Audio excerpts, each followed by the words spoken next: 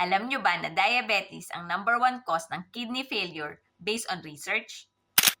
There are 2 types of diabetes.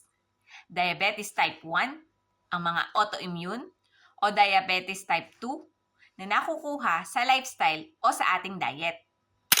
Hindi lahat ng may diabetes ay magkakaroon ng kidney failure.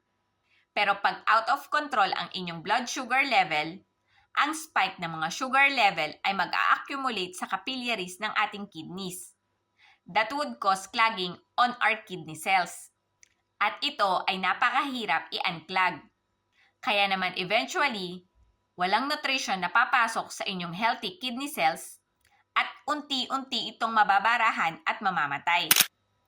Kaya naman, nire-rekomenda namin na i-monitor at i-check lagi ang inyong blood sugar level upang maiwasan ang pagkasira ng inyong mga bato. I-comment nyo naman dyan sa baba kung isa din kayong diabetic patient. See you around mga kabato! Bye!